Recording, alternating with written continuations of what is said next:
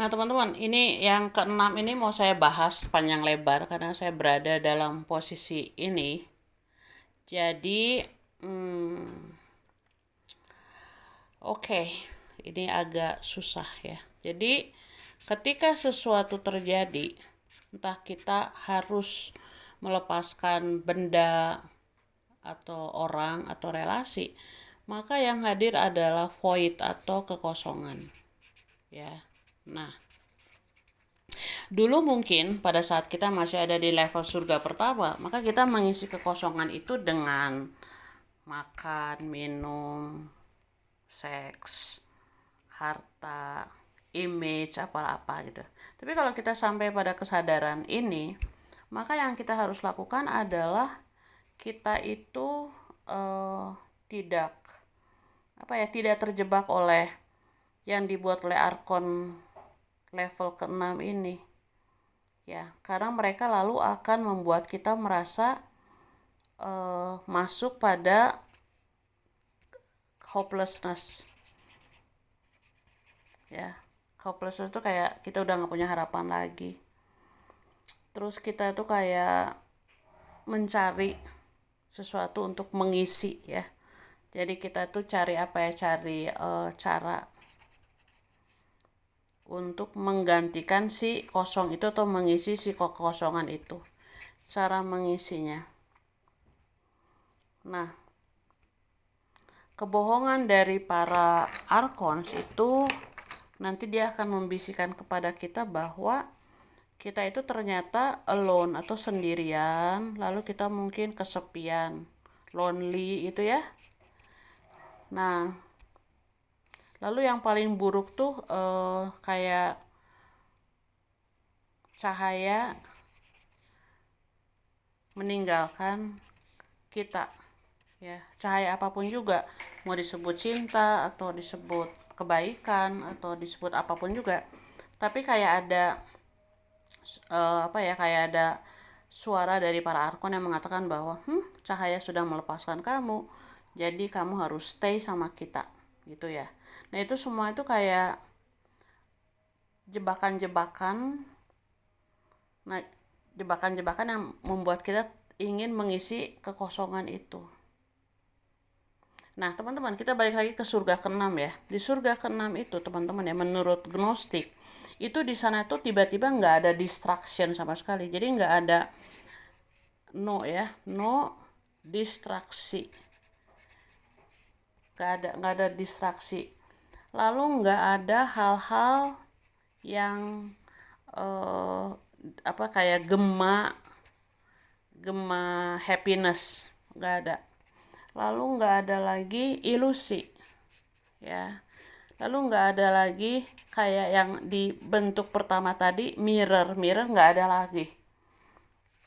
Nah, jiwa kita itu menghadapi void sendirian. Nah, kalau misalnya kita tidak benar-benar mempelajari konsep dari Gnostik ini, maka yang kita rasakan itu adalah jiwa kita seakan-akan itu sendirian, terjebak di ilusi arkon ke-6 ini, seakan-akan seperti itu. Kenapa? Karena mereka memastikan bahwa kita itu akan masuk pada suatu fase yang disebut fase grief atau berkabung.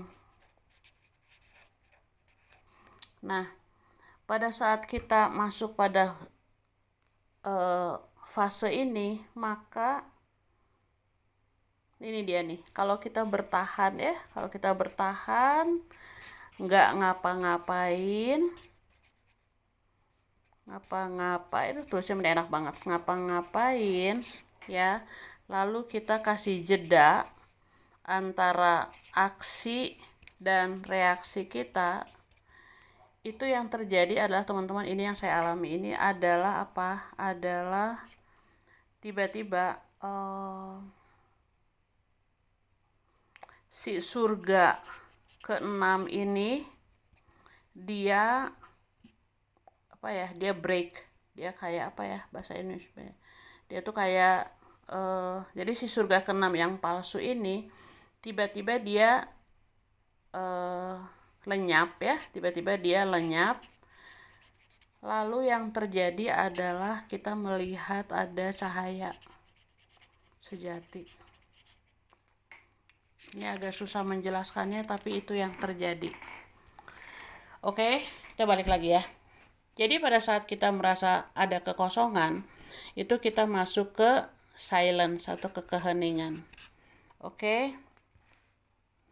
Nah, kita mengalami sesuatu yang benar-benar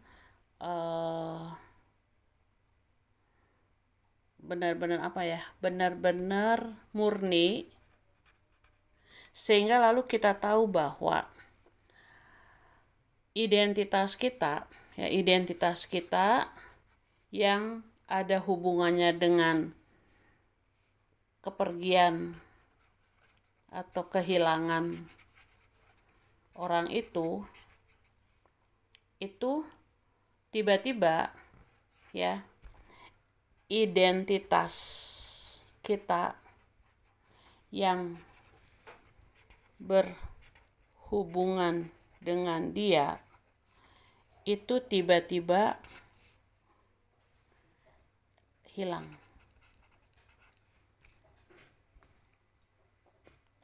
Lalu dia menghasilkan apa yang disebut sebagai stillness atau diam.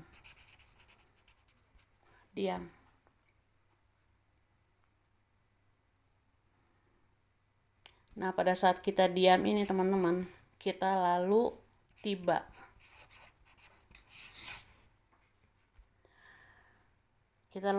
di kebenaran kita sendiri.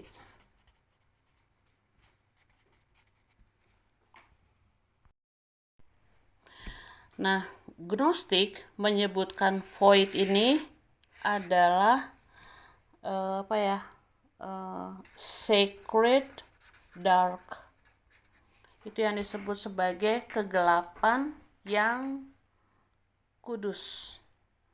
Ya, Gnostik menyebutkannya sebagai sebagai kegelapan yang kudus. Nah, semua lampu-lampu palsu hilang. Semua harapan-harapan palsu hilang. Kita mencapai sebuah kemurnian jiwa yang lepas dari ilusi, tidak ada lagi harapan-harapan palsu. Kita mencapai kemurnian. Kenapa? Karena dalam kegelapan, dalam kekosongan itu yang tidak real, ya, yang tidak real itu akhirnya itu hilang, lenyap. Gitu.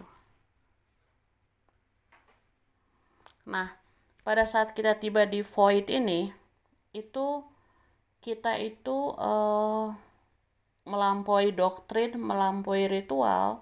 Tapi kalau kita percaya pada sesuatu yang tidak bisa kita lihat, tidak bisa kita katakan, keheningan itu, lalu kita percaya bahwa si keheningan itu, ya, keheningan ini dia bukan hukuman, tetapi dia adalah proses untuk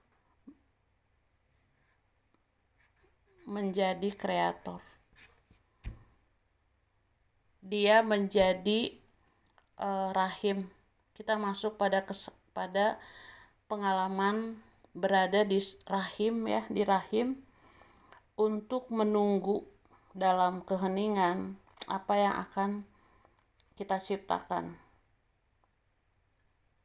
Lalu kita sadar satu hal teman-teman, bahwa dalam kekosongan ini, dalam kegelapan ini, itu akhirnya kita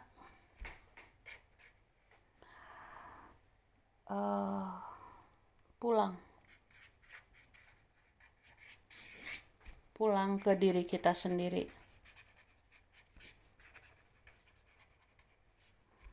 gitu ya. Lalu kita sadar bahwa divinitas kita yang kita rindukan di surga-surga sebelumnya itu ternyata selalu ada untuk kita. Dia bertransformasi, ya, dia benar-benar hadir, dia ada. Nah, oke, Bapak ganti. Jadi teman-teman, ini melampaui atau apa ya, masuk pada surga keenam di kekinian saat ini. Tujuannya itu sih. Tujuannya kita mengenalinya pada saat kita masih hidup, sehingga pada saat kita mati nanti, ya kalau kita nggak langsung pergi ke sisi lain, kita bisa melewati ini dengan sukses. Itu adalah ketika kita merasakan suatu penderitaan, ya, karena kehilangan itu kan menimbulkan ruang kosong dan dia menimbulkan suatu penderitaan. Nah, kita tuh harus stay long enough. Kita harus benar-benar mendiamkan, ya, nggak ngapa-ngapain, mengobservasi si pain itu, si luka itu, si suffering itu, ya, tanpa ngapa-ngapain. Jadi tanpa memasukkannya ke logika, tanpa merasakan di raga reaksinya atau hati yang tercabik-cabik, tapi kita stay di situ. Nah, ketika kita stay di situ cukup lama, apa yang terjadi? Ada yang disebut transformasi. Lalu kita hadir dalam present moment. Dan kita tuh menolak untuk fight, fly, or freeze. Ini yang Bapak alami adalah freeze 6. Jadi kayak raga itu tiba-tiba kembali lagi ke masa kecil, lalu tiba-tiba masuk pada memori menunggu gitu ya. Jadi mungkin waktu saya kecil tuh karena dibesarkan di rumah yang gede banget, terus orang tua saya kerja dua-duanya, kayak saya menghabiskan masa kecil tuh menunggu mereka pulang. Nah, lalu menunggu mereka pulang itu bukan saja masa kecil, tapi juga dalam relasi-relasi, ya, dalam relasi-relasi yang signifikan tuh saya kayak menunggu dia balik lagi, menunggu. Nah, si menunggu itu dia membuat freeze atau numb. Nah, saya pastikan bahwa saya nggak mau escape, tapi saya benar-benar merasakan itu, melewati semuanya, lalu duduk dalam takut ya. Jadi kita benar-benar masuk pada ketakutan itu, dan ternyata pada saat kita duduk ke dalam takut itu, kita menjadi bidan untuk diri kita sendiri. Gitu. Itu powerful banget sih pengalamannya. Nah, pada saat kita menolak untuk fight, ya, fight itu artinya berkelahi, fly kabur, di sini freeze, itu kita masuk pada suatu kesadaran, ya, kesadaran yang benar-benar powerful, bahwa kita bertanya gitu ya, mungkinkah penderitaan ini karena kehilangan sesuatu itu sebenarnya adalah pintu gerbang itu ya, pintu gerbang untuk saya melepaskan ilusi lama gitu. Jadi bagaimana menyadari bahwa penderitaan kita itu adalah sebenarnya pintu gerbang untuk keluar dari ilusi lama. Lalu bagaimana kalau penderitaan kali ini itu adalah bukti bahwa saya bebas, bahwa saya bukan ditinggalkan, gak ada yang ditinggalkan gitu. Lalu bagaimana kalau penderitaan itu adalah ruang, ya, ruang di mana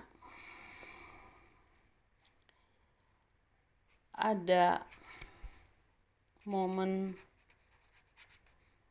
cleansing masa lalu. Jadi kita kayak membersihkan masa lalu kita lewat penderitaan itu.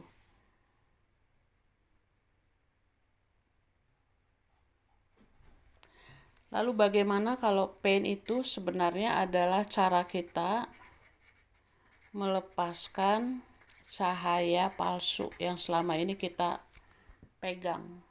Kita bergantung ke situ. Kita melepaskan cahaya palsu itu. Jadi sebenarnya level ke-6 ini powerful banget ya.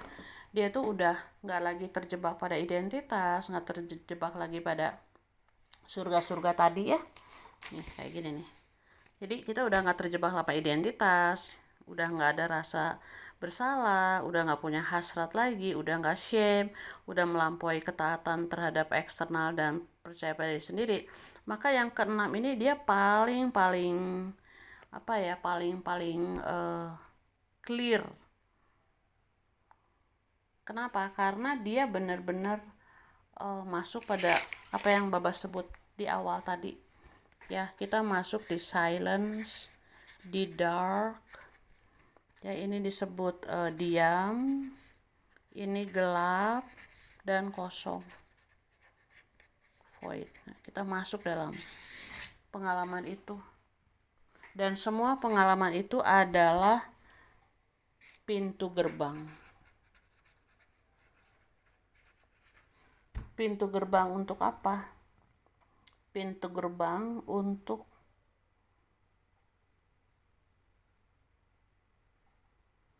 jiwa masuk pada cahaya yang sebenarnya, yang tidak membutakan. Pintu gerbang pada kebenaran yang tidak akan pernah hilang. Pintu gerbang untuk keutuhan